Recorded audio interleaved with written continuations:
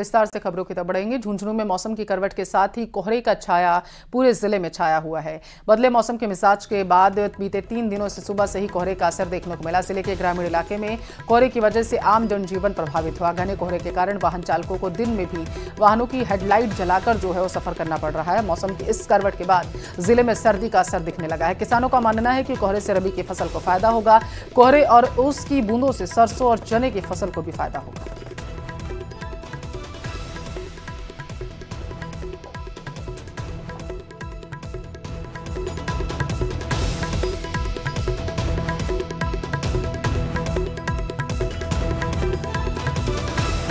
बदले मौसम के मिजाज के बाद अब सर्दी ने अपने तेवर दिखाने शुरू कर दिए हैं। झुंझुनू जिले के ग्रामीण अंचल में बीते 3 दिनों से लगातार अल सुबह कोहरे का असर देखने को मिल रहा है। कोहरे की वजह से जनजीवन प्रभावित है, तो वहीं वाहन चालकों को भी कोहरे के कारण परेशानियों का सामना करना पड़ रहा है। कोहरे की वजह से वाहन चालकों को हेडलाइट जलाकर अपना सफर तय करना पड़ रहा है, तो वहीं किसानों का मानना है कि इस कोहरे से फसल को फायदा होगा। लगातार बदले मौसम के बाद जिले में सर्दी ने अपने तीखे तेवर दिखाने शुरू कर दिए हैं। बड़े सर्दी के असर के बाद लोग सुबह शाम अलाव तपते हुए नजर आ रहे हैं। आगामी दिनों में सर्दी का और बढ़ा हुआ असर जिले में देखने को मिलेगा। करसन सिंह शेखावत, न्यूज़ 18 राजस्थान, झुंझुनू। भरतपुर में मौसम में अचानक हुए बदलाव के बाद ठंड और ठिठुरन बढ़ गई है। वहीं सर्दी बढ़ने से जहां 4 से 5 डिग्री तापमान में गिरावट हुई, किसानों को फायदा मिलेगा। मौसम विभाग के मुताबिक अभी 2-3 दिन हल्की बूंदाबांदी का दौर चल सकता है। मौसम में बदलाव के साथ ही मौसमी बीमारियों ने भी आम लोगों को अपनी चपेट में लेना शुरू कर दिया। सर्दी के मौसम में बुजुर्गों और बच्चों का खासा ख्याल रखने की सलाह दी गई। भरतपुर जिला मुख्यालय सहित आसपास के इलाके में हल्की बूंदाबांदी के साथ जो तेज हवाएं हैं उनका दौर जारी है और इससे कहीं ना कहीं जो ठंड है उसमें बढ़ोतरी देखने को मिल रही है और लगातार जिला मुख्यालय सहित आसपास के इलाके में जो बारिश है वो देखने को मिल रही है। साथ ही साथ कोहरा जो है वो भी देखने को मिल रहा है, जिससे आम जनजीवन प्रभावित नजर आ रहा है। हालांकि किसानों को तो जो फायदा है वो देखने को मिल रहा है, लेकिन जो मजदूर वर्ग लोग हैं, चाहे वो दूध बेचने वाले हों, दिहाड़ी मजदूरी करने वाले हों, उनको कहीं ना कहीं परेशानी का जो सामना है वो करना पड़ रहा है। मैं इस वक्त ग्रामीण इलाके में मौजूद हूं। तस्वीरें दिखाना चाहूंगा कि किस तरह से जो धुंध है वो देखने को मिल रही है और चारों तरफ धुंध ही धुंध जो है वो नजर आ रही है। इससे कहीं न कहीं जो किसान है उनको तो फायदा है, लेकिन दिहाड़ी मजदूर वर्ग के लोग हैं, आम जनजीवन वाले जो लोग हैं वो प्रभावित नजर आ रहे हैं, उनको परेशानी का सामना करना पड़ रहा है। मौसम विभाग के अनुसार 2-3 दिन लगातार इस तरह का मौसम जो है वो रहने की जो संभावना है वो जताई जा रही है और मौसम विभाग के अनुसार ये भी कहना है कि जो ये बारिश और जो कोहरे का जो दौर है वो किसानों के लिए बेहद फायदेमंद है, क्योंकि गेहूं की और जो सरसों की जो फसल होती है उसमें शुरुआती तौर पर जो सिंचाई है वो करनी पड़ती है, लेकिन अब बारिश हो रही है तो ऐसे में किसानों को बड़ा फायदा यहाँ पर देखने को मिला है। लेकिन ठंड के साथ साथ जो कोहरा पड़ रहा है उससे आम जनजीवन पूरी तरह प्रभावित नजर आ रहा है। सुबह सुबह जो दिहाड़ी मजदूर वर्ग के लोग जो जाते हैं वो नहीं जा पा रहे हैं, दूध बेचने वाले हैं वो नहीं जा पा रहे हैं और ऐसे में लगातार लोगों को परेशानी का सामना करना पड़ रहा है। ठंड के साथ साथ जो मौसमी बीमारियां हैं वो भी अपना प्रकोप जो है दिखाने लगी हैं और जो सबसे ज्यादा 70 वर्ष के अधिक से उम्र के लोग हैं, वृद्ध जो लोग हैं और 5 वर्ष से कम उम्र के जो बच्चे हैं, उनको ये जो मौसमी बीमारी है वो अपनी चपेट में ले रही है और ठंड के कारण इस तरह की जो मौसमी बीमारी है वो देखने को मिल रही है। कैमरा पर्सन मनीष के साथ दीपक पुरी, न्यूज़ 18 भरतपुर। हनुमानगढ़ जिले में सर्दी का असर दिखने लगा है। शहरी और ग्रामीण इलाकों में सुबह से ही घना कोहरा छाया हुआ है। मौसम विभाग के मुताबिक आगामी दिनों जिले का पारा न्यूनतम तापमान जो है 10 डिग्री रहने का अनुमान है। सर्दी बढ़ने के साथ सड़कों पर विजिबिलिटी कम है, जिसके चलते वाहन चालक सड़कों पर सावधानी बरत रहे हैं। ऐसे में न्यूज़ 18 ने बढ़ती सर्दी और कोहरे को लेकर वाहन चालकों से खास बातचीत की सुनी है। हनुमानगढ़ जिले में सर्दी का मौसम शुरू हो चुका है और ग्रामीण क्षेत्रों में कई जगह कोहरा देखने को मिल रहा है। मौसम विभाग के अनुसार जिले में अधिकतम तापमान 22 से 23 डिग्री और मिनिमम 10 से 12 डिग्री बताया जा रहा है। इस समय हम मौजूदा हनुमानगढ़ जंक्शन के भगत सिंह चौक पर सुबह 7 बजे का समय और आप देख सकते हैं कि कुछ चुनिंदा लोग सड़कों पर दिख रहे हैं। सड़कें खाली हैं, यहाँ ऑटो चालक खड़े हैं। क्योंकि सर्दी का मौसम है, लोग भी देरी से उठ रहे हैं, कई जगह अलाव भी जगाया जा रहा है। ग्रामीण क्षेत्रों में चूंकि कोहरा है तो वहां जो है साधन जो चला रहे हैं वाहन चालक, उनको विजिबिलिटी की भी दिक्कत आ रही है। हमारे साथ यहाँ पर ऑटो चालक मौजूद हैं, इनसे बात करते हैं। आप ऑटो चलाते हैं और अभी ठंड के बाद कोहरा भी कहीं कहीं देखने को मिल रहा है, तो क्या लगता है कि जिस तरह से दुर्घटनाएं बढ़ती हैं कोहरे में, आपको भी सावधानी बरतनी पड़ती होगी? हाँ। किस तरह से मैनेज करते हैं इस कोहरे के मौसम में, क्योंकि यात्री भी आपके ऑटो में होते हैं, किस तरह से सावधानियां बरतते हैं? धुएं बस देख देख के चलते धीरे धीरे आराम के साथ, और सफेद पट्टी का सहारा ले गए, यही है सारा। जैसे इनका कहना है सड़क की जो सफेद पट्टी है इसे देख के चलते, तब इनका ये कहना है कि कोहरे में दिक्कतें तो काफी आती हैं मगर बड़ी सावधानी से चलते हैं ताकि दुर्घटनाएं ना हो, क्योंकि अक्सर कोहरे में दुर्घटनाएं जो है काफी तादाद में होती हैं। और जैसे ये कह रहे हैं कि किनारे में सफेद पट्टी है उसके सहारे चलते हैं। बिल्कुल ऐसी स्थिति जो है जिले में और भी जो वाहन चालक है वो भी सावधानियां बरतते हैं। और जिस तरह से अभी सर्दी बढ़ रही है तो इससे कहीं ना कहीं न्यूज़ 18 भी जो है आम नागरिकों को ये कहना चाहता है कि जो कोहरा है इसमें सावधानी से वाहन चलाएं ताकि दुर्घटनाओं से बचाव हो सके। राजू रामगढ़िया, न्यूज़ 18 राजस्थान, हनुमानगढ़। करौली में लगातार दूसरे दिन कोहरे की वजह से आम जनजीवन प्रभावित हुआ है। गुरुवार सुबह जिले में एक बार फिर से झमाझम बारिश हुई जिससे तापमान में गिरावट आई। सुबह मौसम साफ होते ही जिले में घना कोहरा छा गया। मौसम विभाग ने भी आगामी 1-2 दिन जिले में हल्के बादल छाए रहने और तापमान में गिरावट की चेतावनी दी। मौसम विभाग ने बताया है कि पश्चिमी विक्षोभ के चलते क्षेत्र में बादल छाए हुए हैं और बारिश का दौर चल रहा। कृषि विभाग ने बारिश की गेहूं, चना, सरसों की फसल के अमृत के समान बताया।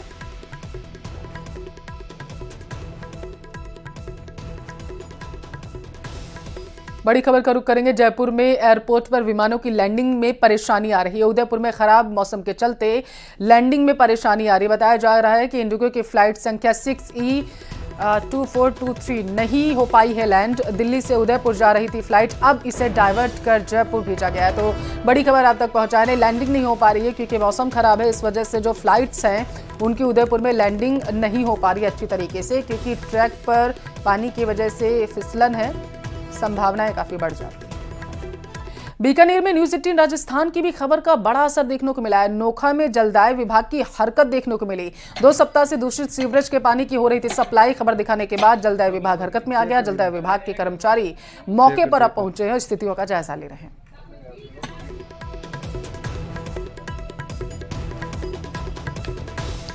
चूरू की ट्रैफिक पुलिस द्वारा यातायात नियमों के पालन के लिए विशेष अभियान चलाया जा रहा है। चूरू ट्रैफिक पुलिस ने शहर में कार्रवाई करते हुए 10 वाहनों को सीज किया। वाहनों के चालान भी काटे गए। यातायात प्रभारी एसआई सुभाष चंद्र ने बताया कि ट्रैफिक पुलिस की सभी 9 टीमें शराब पीकर वाहन चलाने, बिना हेलमेट, तेज गति और बिना सीट बेल्ट और क्षमता से ज्यादा सवारियां ढोने वाले वाहनों और वाहन चालकों के खिलाफ कार्रवाई की है। इसके तहत 10 वाहनों जिनमें 8 ऑटो, 1 डंपर, 1 बाइक को सीज किया गया।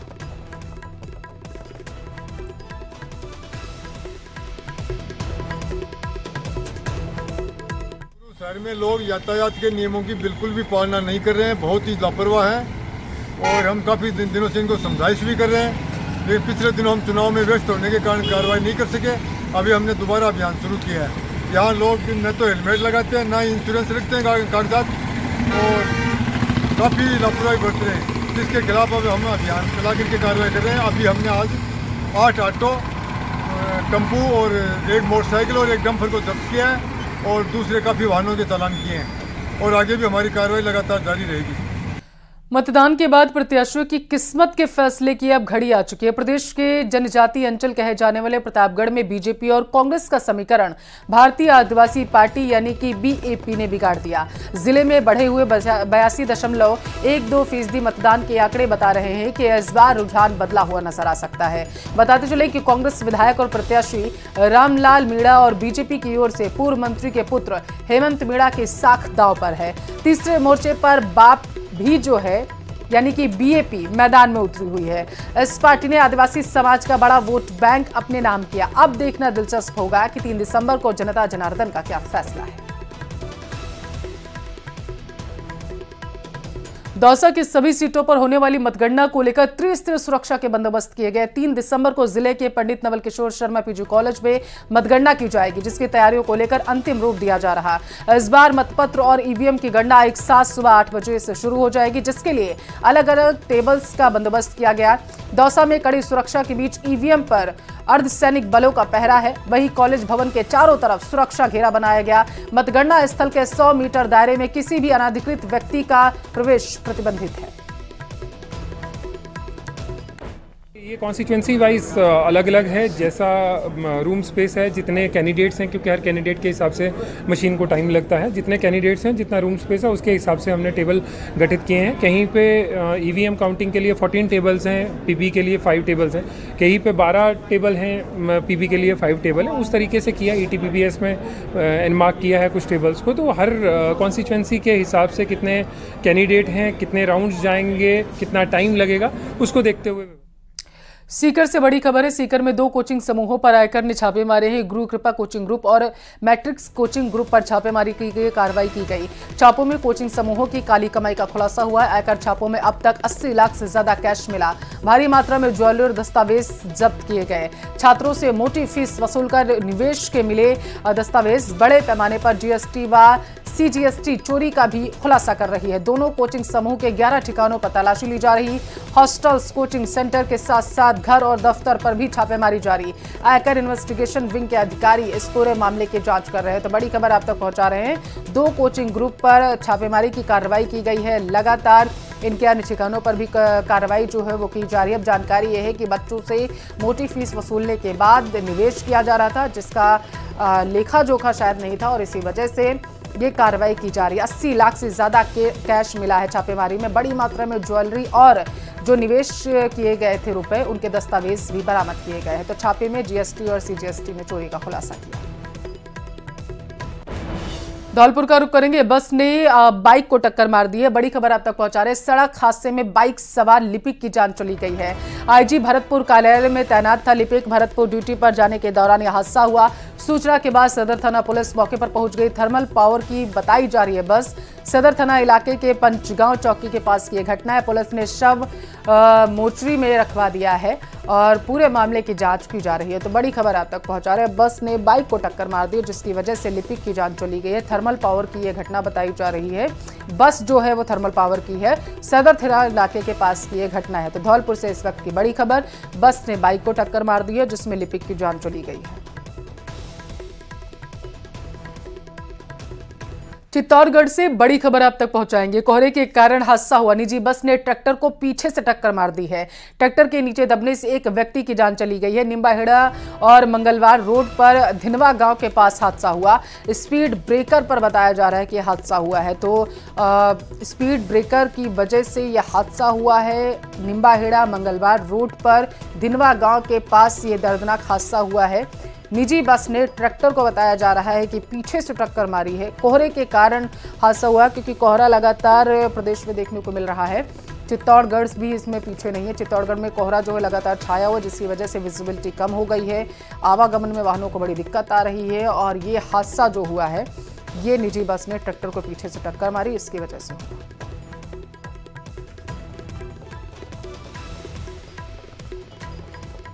तो बड़ी खबर आप तक पहुंचा रहे हैं। कोहरे के कारण एक ट्रैक्टर ने बताया जा रहा है पीछे से ट्रैक्टर को टक्कर मार दी है निजी बस ने।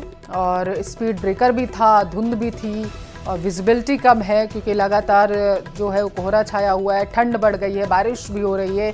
तमाम तरीके की इन चीज़ों की वजह से अब विजिबिलिटी जो है वो कम हो गई है, जिसकी वजह से वाहन चालकों को आगे की जो वाहन है वो दिखाई नहीं पड़ रहा है, जिसकी वजह से दिन में भी वो हेडलाइट ऑन करके गाड़ियाँ चला रहे हैं और समस्याएं आ रही हैं। राजस्थान के अलवर की रहने वाली अंजू एक बार फिर से सुर्खियों में है। 21 जुलाई को टूरिस्ट वीजा लेकर पाकिस्तान गई अंजू अचानक से भारत वापस आ गए। इस दौरान पाकिस्तान में अंजू ने नसरुल्ला से शादी भी की, जिसको लेकर काफी चर्चा है। लेकिन अब दावा किया जा रहा है कि अंजू अपने पहले पति से तलाक लेने और अपने बच्चों को पाकिस्तान ले जाने के लिए भारत आई हैं।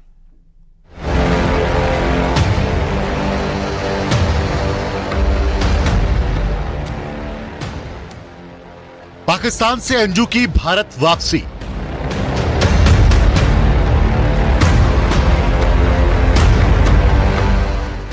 राजस्थान के अलवर से घर परिवार छोड़कर पाकिस्तान गई अंजू अचानक से भारत वापस आ गई है। करीब 4 महीने पहले अंजू भारत से पाकिस्तान पहुंची थी। तब अंजू का कहना था कि वो पाकिस्तान में अपने दोस्त के पास घूमने के लिए आई है, लेकिन फिर कुछ दिन बाद ही उन्होंने पाकिस्तान में नसरुल्लाह के साथ शादी कर ली, जिसके बाद अंजू के स्वागत में दावत की तस्वीरें भी सामने आई थी, जिसमें अंजू बुर्के में नजर आ रही थी। और अब जब अंजू पाकिस्तान से भारत वापस आई है, तब भी वो बुर्के में ही नजर आई।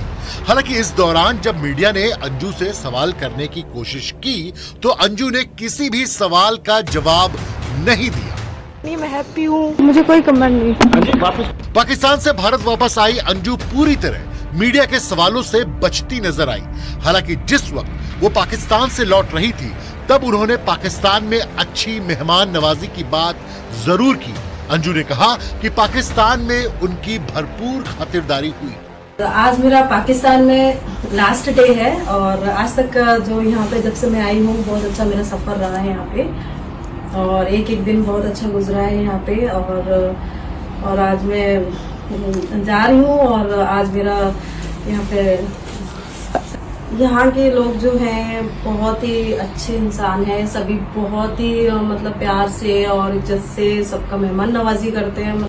अंजू बुधवार को वाघा बॉर्डर के रास्ते भारत में दाखिल हुई थी, जिसके बाद उनसे लंबी पूछताछ की गई। जानकारी के मुताबिक आईबी और पंजाब पुलिस इंटेलिजेंस ने अंजू से पूछताछ की, जिसमें अंजू ने दावा किया कि उनका पाकिस्तान की सेना या सेना के अफसरों से कोई संबंध नहीं है। बताया जा रहा है कि अंजू ने पूछताछ में कहा कि वो अपने पहले पति से तलाक लेने और बच्चों को पाकिस्तान ले जाने के लिए भारत आई है। हालांकि अंजू की भारत वापसी को लेकर उनके पड़ोसियों में जबरदस्त गुस्सा है। पड़ोसियों का कहना है कि अंजू के पिता गया प्रसाद अगर अपनी बेटी को घर बुलाएंगे तो वो लोग अंजू को गाँव नहीं आने देंगे। लड़की को बुलाएंगे तो हम तुमसे खिलाफ हैं। हाँ, क्या लगता है अगर लड़की को तो वैसे गांव वाले नहीं आने देंगे सर। तो अगर रात में अगर मिलके चली जाए तो बता नहीं सकती, तो वैसे गांव के अंदर घुस नहीं सकती है वो। बड़ी बात है कि अंजू राजस्थान के अलवर जिले में भिवाड़ी में अपने पति अरविंद और 2 बच्चों के साथ रहती थी और टूरिस्ट वीजा पर पाकिस्तान घूमने गई थी, लेकिन बाद में पता चला कि वो खैबर पख्तूनख्वा में रहने वाले नसरुल्लाह से मिलने गई है, जिसके बाद पाकिस्तान में अंजू और चलिए इसी के साथ फिलहाल